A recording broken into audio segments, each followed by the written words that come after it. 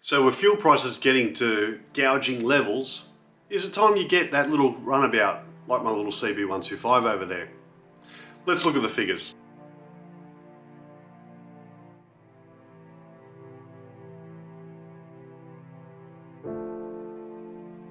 Hey everyone, welcome to the Roads of Oz. My name is Matt, and on this episode, will buying a cheap runabout save you money in the long term, or is it just another petrol Bowser feed? Let's have a look at it. Now, in my case, I'm comparing my 2006 Toyota Hilux 4-cylinder 2.7 litre to my 2012 Honda CB125E. You can work it out many ways. Now, let's start from the top. If you're going to sell your car and buy the little motorcycle, absolutely, you're going to be ahead from day one. By the time you sell that car, you're going to have, if I was to sell that car, I could buy a brand new Honda CB125E and still have a couple of grand left over.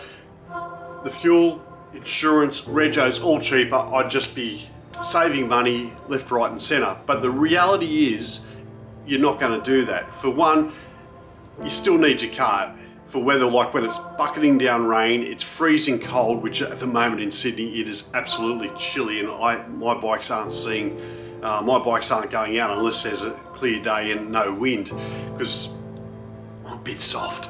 Anyway, yes, you'd be ahead in that, but the reality is you'll be keeping your car. So buying the additional bike, there's additional costs. You've got to think purchase price, rego, insurance, and just day-to-day running of the thing.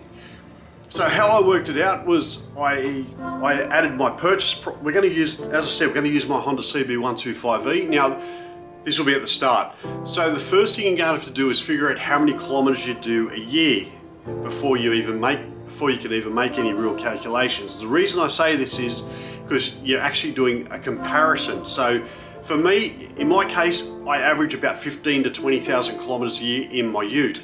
Now, dropping the kilometers in the ute, you're still going to do at least one service a year, because cars have to be serviced minimum every 12 months or every 10,000 kilometers.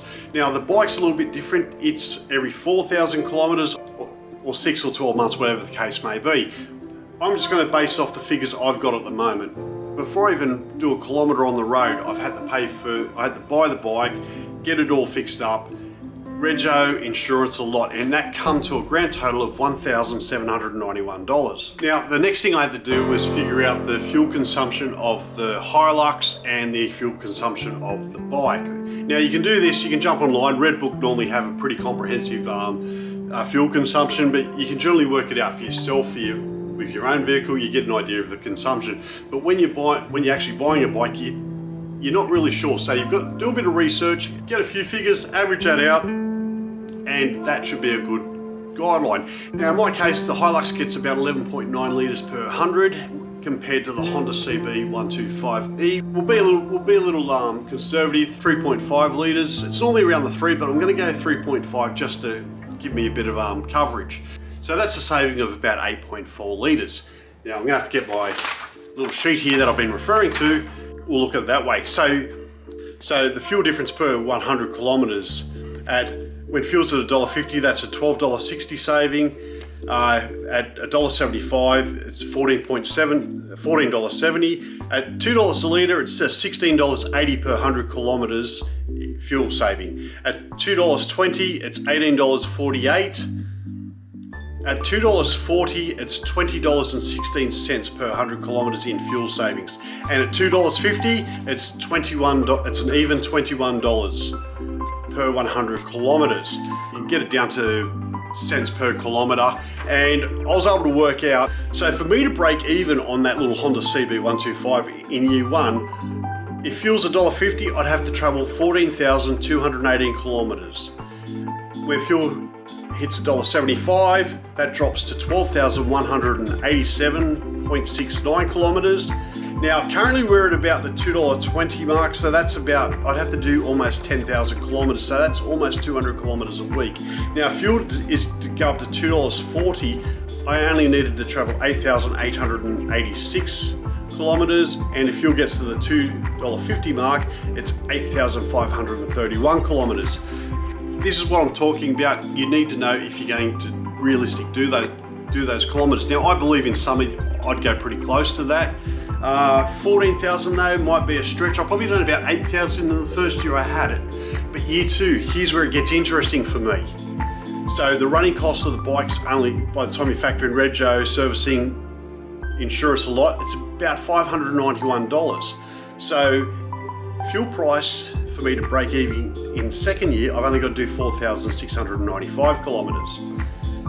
Fuel price at $2, 3,521.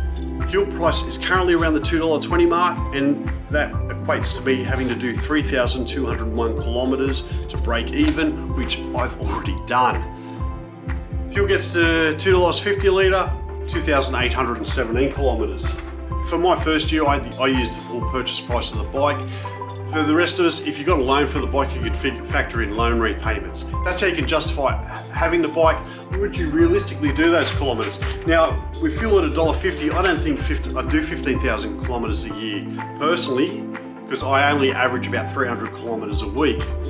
That's driving in just general errands. I'm not talking about my recreational rides or anything like that, just wholly and solely for work and family commitments. But at $2.20, 3,000 kilometers isn't a big stretch. I could knock that over in the summer quite easily. 11 weeks now, you got that during summer. Now that's how I go working out, is it worth getting a cheap runabout? Now you can do this with anything. You can do it if you just say you got a bigger car and you want a cheaper car to run. Bike, doesn't matter. That's pretty much the principle I'd use. What I haven't factored in, well, there's the personal cost. Now what I mean by that is, well, say for example, you drive an hour to work and I'll use me as an example. For a number of years, I used to have to drive from my place to North Sydney, which took me anywhere from an hour to an hour and a half. On the bike, I could get home in 45 minutes. So I was saving on average 15 minutes to half an hour every day. Now, you put your hourly rate on that and your personal time, it starts to add up. If I rode the bike every week, I was saving anywhere from an hour to an hour and a half not being in traffic. And that can do wonders for your mental well-being and also your physical well-being, because you're not exhausted being in the car for so long. Anyway, that's just things to consider. I hope this video was helpful. Do the maths. If it's not, I truly apologize. You might just have to admit to your better half, I just want a bike.